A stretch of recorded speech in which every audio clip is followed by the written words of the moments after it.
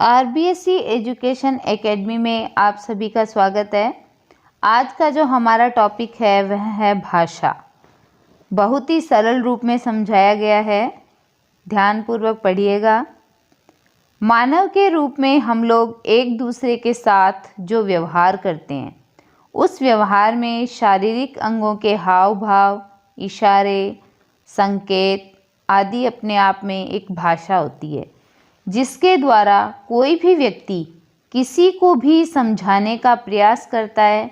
विशेषकर हाथों से, गर्दन से, आँखों से किए जाने वाले जो इशारे या संकेत होते हैं वो सबसे ज़्यादा प्रभावशाली होते हैं।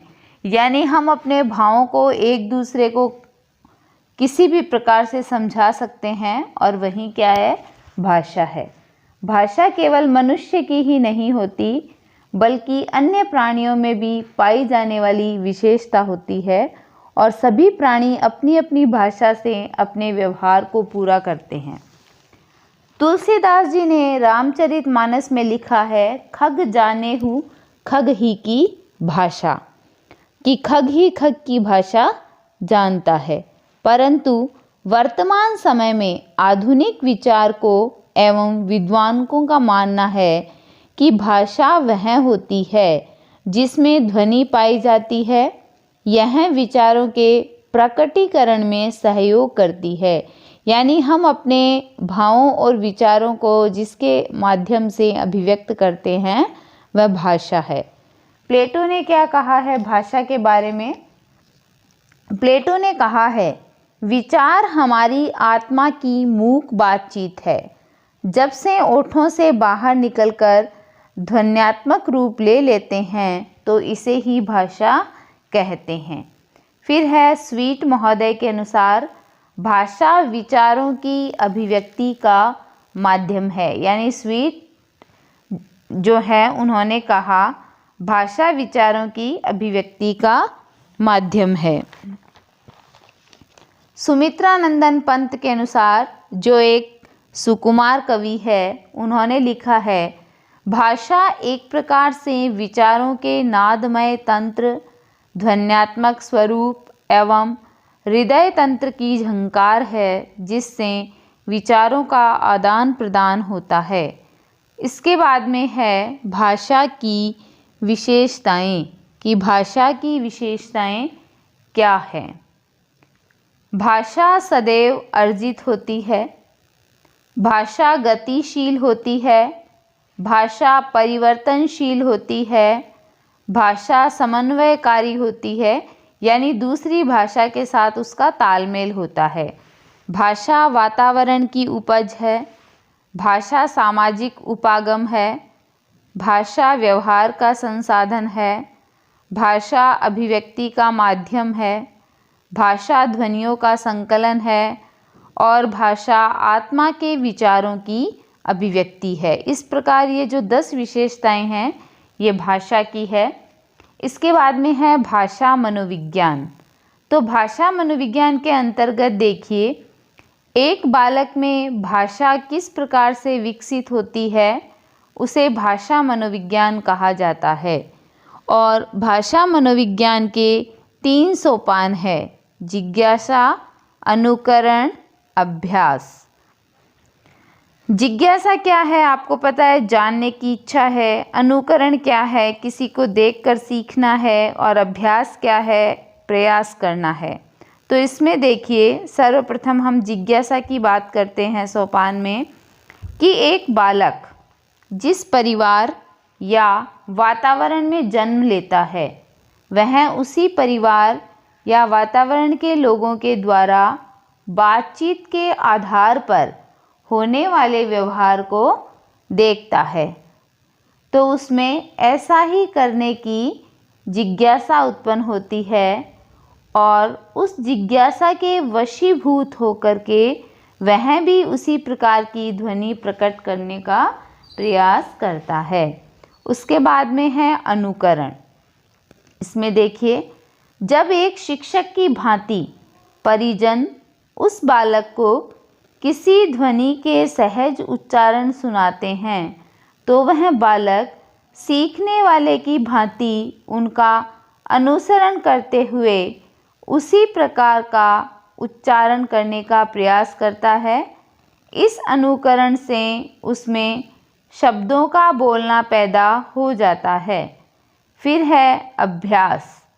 जब किसी बालक में किसी शब्द का उच्चारण पैदा हो जाता है तो वह उसका बार बार अभ्यास करते हुए उन शब्दों को स्थायी बना लेता है और इस प्रकार से बालक में भाषा का विकास हो जाता है।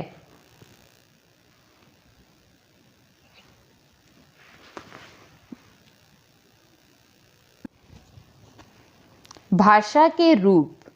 भाषा को व्यवहारिक रूप से 5 भागों में बांटा जाता है। मातृभाषा, बोली, प्रादेशिक भाषा, राजभाषा और राष्ट्रभाषा। तो इसमें देखिए, सर्वप्रथम बात करते हैं हम मातृभाषा की कि मातृभाषा क्या है। बालक सबसे पहले माँ के द्वारा बोले जाने वाले शब्दों को बोलना सीखता है, यानी जैसे उसकी माँ बोलती है वैसे ही वह बोलना सीखता है और उसे ही क्या कहते हैं, मातृभाषा कहते हैं। माँ को बालक की प्रथम गुरु और परिवार को बालक की पहली पाठशाला कहते हैं। यानी ये पूछा जाए कि बच्चे की प्रथम गुरु कौन होती है, तो बच्चे की प्रथम गुरु होती है उसकी माँ और पहली पाठशाला होती है उसका परिवार। दूसरा है बोली। हमारे देश में ऐसा माना जाता है कि प्रत्येक 36 किलोमीटर की दूरी पर शब्द बदल जाते हैं और स्थानीय शब्दों का उपयोग होता है जिसमें शुद्धता, अशुद्धता, शब्द या वाक्य विन्यास का कोई ध्यान नहीं रखा जाता एवं कोई विशेष शब्दकोश, व्याकरण आदि नहीं होता तथा क्षेत्रीय व्यवहार में क्षेत्रीय शब्दों का उपयोग होता है, इसे बोली कहते हैं। फिर है प्रादेशिक भाषा। किसी प्रदेश विशेष में बोली जाने वाली अथवा व्यवहार में आने वाली जिसका अपना एक व्यक्तित्व होता है, जिसकी अपनी लिपि, व्याकरण और साहित्य होता है, व्यवस्थित शब्दकोश होता है तथा संविधान के द्वारा भाषा के रूप में मान्य होती है, जैसे गुजराती, मराठी, मलयालम, तमिल आदि। फिर है राजभाषा। उस भाषा को किसी भी राज्य या राष्ट्र की राजभाषा कहा जाता है जिसमें वहाँ के जो सरकारी कामकाज होते हैं। भारत देश में 14 सितंबर 1949 को यानी 14 सितंबर 1949 को हिंदी को राजभाषा बनाया गया तथा प्रतिवर्ष 14 सितंबर को हिंदी दिवस मनाया जाता है। भारत के संविधान के अनुच्छेद 343 में हिंदी राजभाषा होने का उल्लेख है। यानी कुल मिलाकर कहने का अभिप्राय ये है कि कोई भी राज्य है या कोई भी राष्ट्र है और उसमें सरकारी कामकाज जिस भाषा में होते हैं वहीं राजभाषा होती है। तो हमारे भारत की जो भाषा है वो क्या है, हिंदी है। फिर है राष्ट्रभाषा।